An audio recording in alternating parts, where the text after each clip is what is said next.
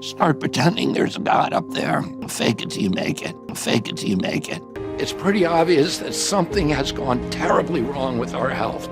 I'm also not going to tell you the reasons for this decline. Why? Because neither I nor anyone else can be certain. RFK Jr. is now the Secretary of Health and Human Services for the Trump cult. And the reason I kind of got interested is because I'm looking at this guy. He's my husband's age.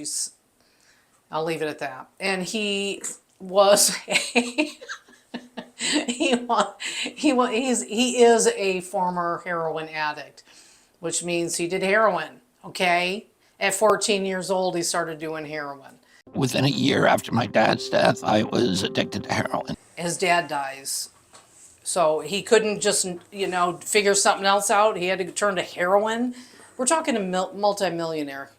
He is. His net worth is over 12 million. It's probably all paper, but still. And he comes from a very wealthy family. So his dad dies and he just I'm just going to do heroin. He's a heroin addict. And he's going to talk to us about why our health is declining. This is what most Americans innocently put into their bodies these days, and most alarmingly, into the bodies of their children. Everyone knows that these are junk foods, so maybe you wouldn't be too surprised to see that the ingredients include a lot of poisons, including a harmful yellow dye called tetrazine. Just because you have Doritos and Captain Crunch on the shelf doesn't mean you have to eat it. Let me tell you what I like. I like oranges. Yum. Healthy, yummy, yummy oranges, right? I mean, I've had my share of all the junk food. Who doesn't have their share of the junk food?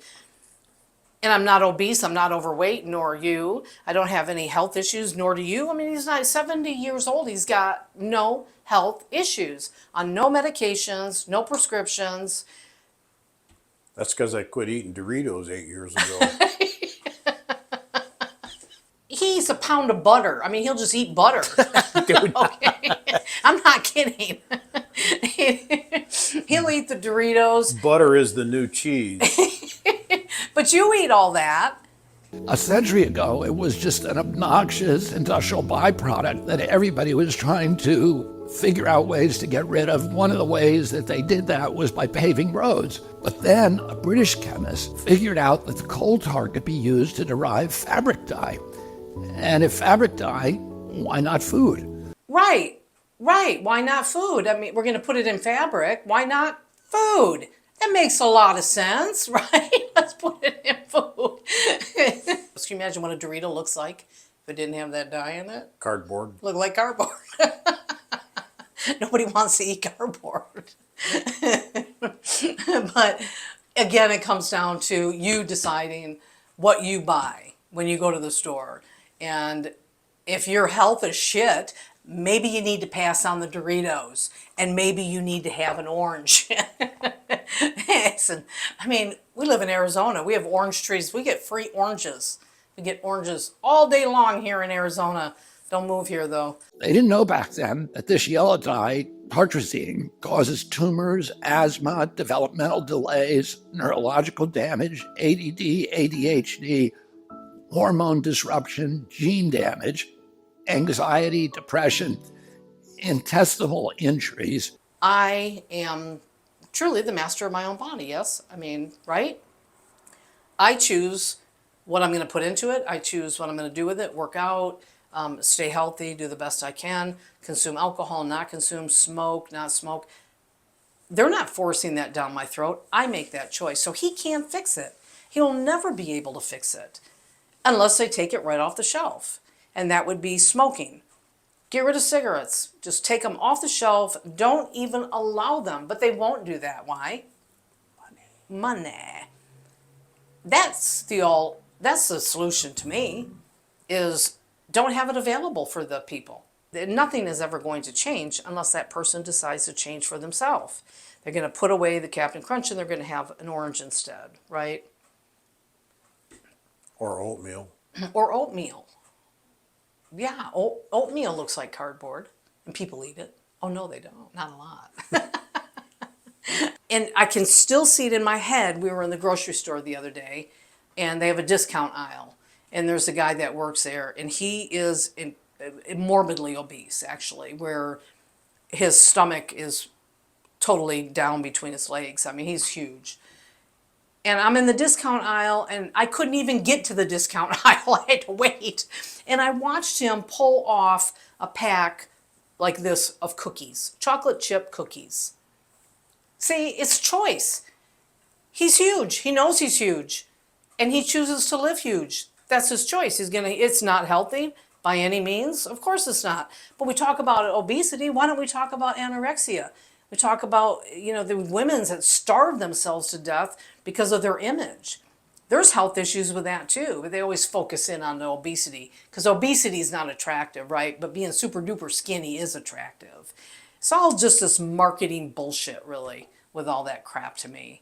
Then suddenly, more and more Americans began suffering from chronic diseases, from obesity, cancer, diabetes, kidney disease, Alzheimer's, heart disease, and all kinds of autoimmune diseases. But when I look at the totality of what's being said here, and you can talk about cancer, and this is a subject. My grandmother died from cancer. A very good friend of mine died from cancer.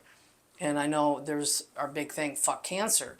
And this is just my own personal feeling about it, is I really personally feel like there is a cure for cancer. I really do. I feel like there's a cure for cancer because if anything, you want to sit around and talk about all the shit that's going on in this world, that is the biggest one, and that is the one that they really should do something about if they haven't already, which I think they have. It's too much. It's a big time billion-dollar industry. There's no fucking way they're going to hand out a cure for that. It would be the same with smoking. There's no way they're going to take the cigarettes off the shelf. Why? Because there's big money in tobacco. Same with booze, alcohol. And addicts have a unique opportunity for redemption because they've been to hell. He's leading into him finding God.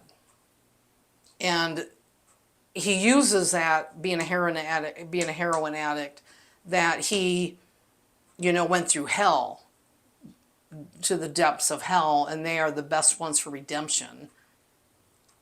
Drug addicts also are making that choice, no different than an alcoholic or eating fattening food. You put the needle in your arm, you make that choice. You smoke that shit, you're making that choice. You become an addict because you started the drug. You could have walked away, you could have said no, but you didn't. And they feel like they've been in the depths of hell. Yeah, I'm sure he was in the depths of hell. I mean, being from the family he's from.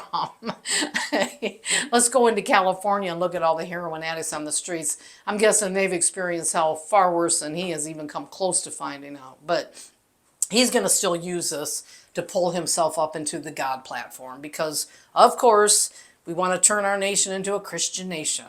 When I finally got sober, I came in, with my life wrecked, and I came in on my knees. And then I picked up this book by Carl Jung called Synchronicity. It was a kind of synchronicity that it was sitting on a table. So synchronicity because it was sitting on a table. Hey, there's an orange sitting on the table. I think I better eat it. I don't know. Synchronicity. And the reason I picked it up was because there was an album by The Police that had just been released, and it had the same name, and I didn't know what the word was. So I picked it up out of curiosity. And synchronicity is a coincidence. But synchronicity is not where you're thinking about somebody and the phone rings. That's more of like coincidence. And now he's saying that what it is when these things happen, when you have this coincidence or synchronicity, as the book is called, and so is the album from Police. Now that is a coincidence. Synchronicity is a concept first coined by Swiss psychologist Carl, of course. It refers to a phenomenon where events seem to be causally unrelated yet occur together in a meaningful way. Well, then the definition of coincidence, synchronicity, coincidence refers to a chance occurrence of events without any apparent causal connection. Right. So you cause synchronicity where coincidence is uncaused. It just happens.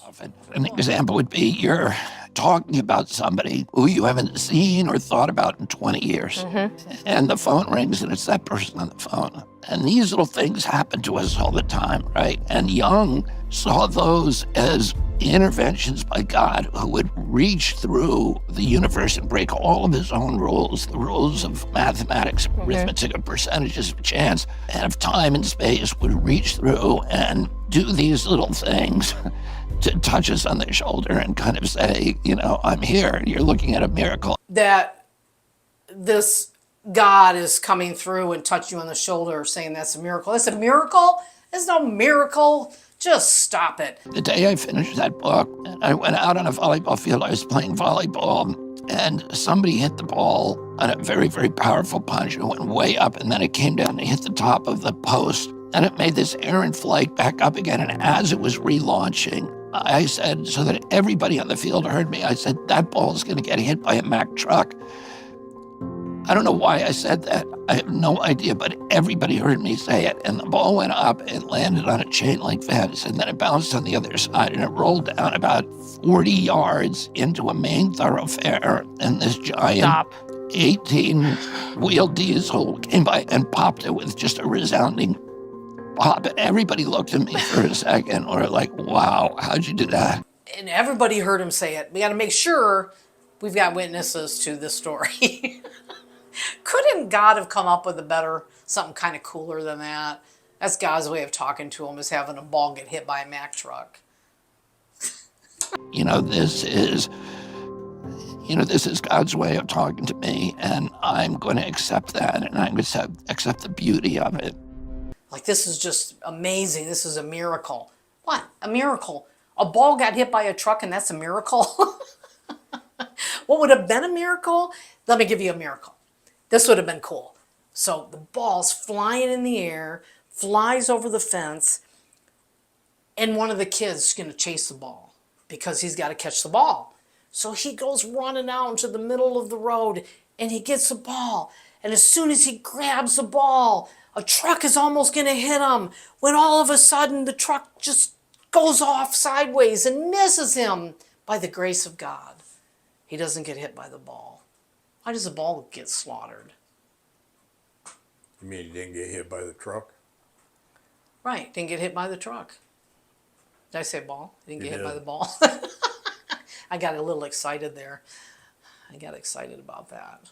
Now that would be like more, oh, that was God stepping in, right? God stepping in. But then I have to ask, well, why did he throw the fucking ball out in the highway to begin with?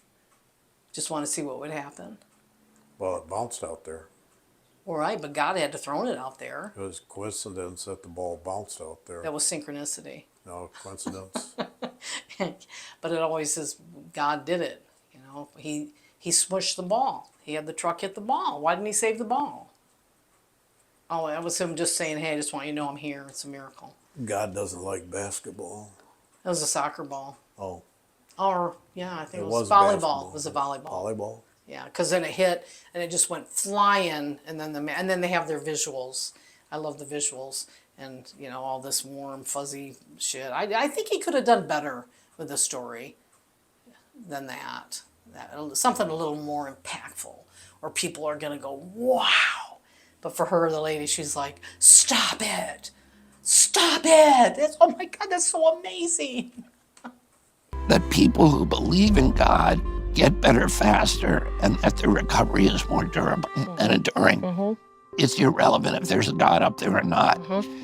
If you believe in one, your chances of living a healthier life and of recovery are better. But I made a decision, I'm going to start believing in God, because it's going to improve my chance of recovery. It doesn't matter if you got yellow dye in your food. It doesn't matter if you have toxins in the water. If you believe in God, you will live a happier and healthier life. That was the whole thing. The whole point was to get around to just, and it's irrelevant. It is irrelevant if God is up there or not. It doesn't matter. All you have to do is believe, and you will be happier and you will be healthier. How's that working for you, Mr. Atheist Non-Believer, you devil man over there? How's that working for you? He's quiet now.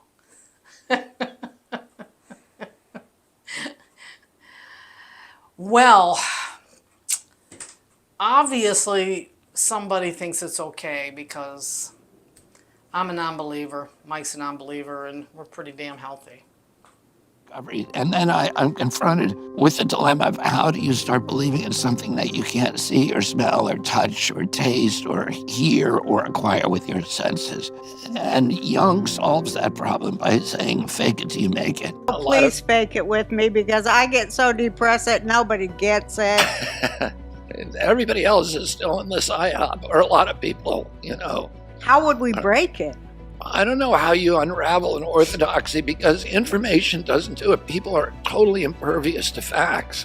A friend of mine who's a psychiatrist, I said to them, how do you persuade somebody who is completely subsumed in that kind of religious-like belief system? Yeah. Because if you challenge somebody on their religion, you know, it just makes them dig in. Start pretending there's a God up there. Just start pretending there's a God up there. That's all you have to do. Just start pretending. But he goes from one to the other. So he's going to pretend. He's got to find a way to believe in this, even though all the facts and everything point to there not being a God. But he's going to fake it. He's just going to fake it. And then he's on camera with, that was Roseanne Barr. And she's like, oh, please fake it with me.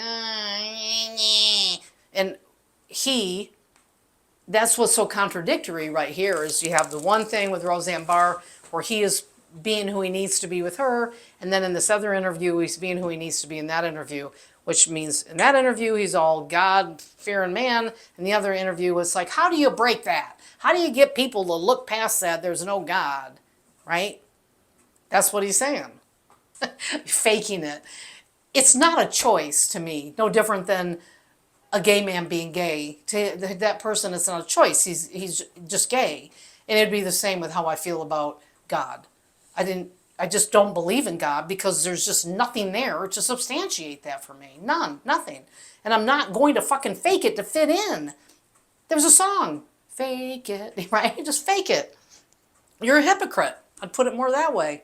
You're believing that you're faking something that's not even true. So how the fuck can you even believe this man when it comes to any of your health?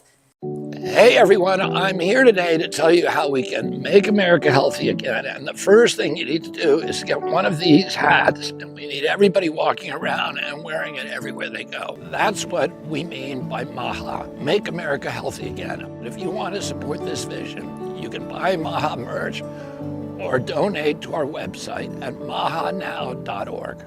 Make America healthy again. And there we go. We got to bring in the cute little girl. Make America healthy again. Oh, the donations. So $12 million man obviously can't handle paying for anything. He's got to ask us poor people for money and ask for donations with a $35 stupid ass hat. And that's what it comes down to. It's like, donate. No, boy, Trump, he's like king of merch, isn't he? And that's what he's doing. You should go see that merch site. It's nothing but shirts and hats and all this crap and way overpriced shit. And just donate. Donate to what? What am I donating to? How about if I have a clue what's going on? But even still, I wouldn't. I never fall for any of that donation shit. It's the same thing in Hawaii with the Hawaii fires. You got Oprah and Dwayne Johnson, was it? You know, multi-millionaires standing there asking for people that can barely, survive in this world for money. When these people alone with a tiny little bit of their cash could rebuild Hawaii, and they're asking people for money. How do you think these people make their money? Donations, because people get sucked right into it, believe it, buy the hat, make America great again. I told you I was right all along. Stop buying all that shit. Save your money. Go buy an orange. Okay, come on, honey. Come on, camera with me. I want to show everybody what you look like. He never goes on camera. I really just want, just come on. He just had a birthday. He just turned 70 years old. Now take a good look at a 70-year-old man that has an amazing lifestyle. He's been working out for how long have you been working out? I think it's my amazing wife style. But honestly, lifestyle. I mean, you've had the Doritos, you do the butter, you do the cheese, and but it's also a level of moderation. But the biggest thing I think with you is he never really got caught up in pharmaceutical. Nope. No steroids, No no testosterone. testosterone supplementation, just good healthy eating and regular exercise. Really regular exercise, though. I mean, you've been lifting for how long? I'm into my 51st year of lifting in the gym, Right. working out. Right. So Right. Yeah. And as far as toxins and chemicals and all that, he doesn't. Even when you've had issues, which have been very little, just shoulder pain, things like that. You're not one to get into medications. no pharmaceuticals at all. An occasional ibuprofen if it's unbearable, but that's pretty rare. They keep pushing a colonoscopy on them, though. They want, No shit. shit. No shit. I threw it in the trash. But that's what they do. They keep pushing all this shit. They want him to do this and this, and he has an excellent bill of health, right? Oh yeah, yeah. They last trip to the doctor September in 24. I can't remember. I think there was at least a half a dozen vaccines he tried to push me into, and I said no. I've never had any vaccines. When COVID went through, I never got vaccinated for anything. I don't remember. Maybe when I was a child and had no control over my own choice, I might have gotten a measles vac. I don't even remember that, to be honest. That was so many years ago. Right. But in my adult life, as long as I am the one that's making the decisions, I've never had a vaccine, not once. No, and nor have I. I've never had vaccines or had flu shots or any of that stuff. And it's not that we're anti-vaxxers. You know, you can get all the vaccines you want. Hey, knock yourself out. A big part of the video too with what they're pushing is what our kids are eating. And I think the point that RFK Jr. is trying to make is that all this dye in all these foods with our children, and that more and more of our children are autistic or ADHD or ADD and all these labels, and because of they're eating Captain Crunch, Doritos, juice, whatever, into the children. And you know, how would you feel about, how do you feel about that being said with kids? Because it's really Captain Crunch and all that was all around when we were kids. Yeah. And our parents just never fed us any of that. I know my parents never did. Well, I had Captain Crunch. I'm still alive today to talk about it. We had oatmeal. So it would be a conscious choice with parents nowadays, right? It should be a conscious choice with parents, yes. Right, because a lot of the food that we eat is over, what do you call it, Chemicalized. I over don't know. chemical, right? Yeah. And children should never chew gum. No. No, man, it never goes away. It just chomp forever on that. Ew, Yeah. that's so gross. It's not even good for patching the holes in the bottom of your tennis shoe soles. So his mind is still there. He's very sharp, very, very sharp. So I just wanted to show him off because he never comes in on front, gets on camera with me, and just see how great. And I have videos, and I'll link them at the end of this. Go take a look. I did a video with him last year when he turned 69, and he's just, I think, a really good example of if you take good care of yourself and you just make that a part of your lifestyle, you can be incredibly healthy, mind, body, soul, right? Yep, I believe it. That's been my experience. But before you disappear, this is Coco. I'll tell you what gives you longevity in life: cats. Get cats. I don't think she's on camera right now, though. No, you're not on cam. Come here. Come here, Coke. Come here. Come here. No, come here. Okay, this is our little Coco Bear. Little Coco. It's a Coco Bear. It's a Coco Bear. Love you so much. Get cats. This right here, longevity. She doesn't knock the camera down. Love you.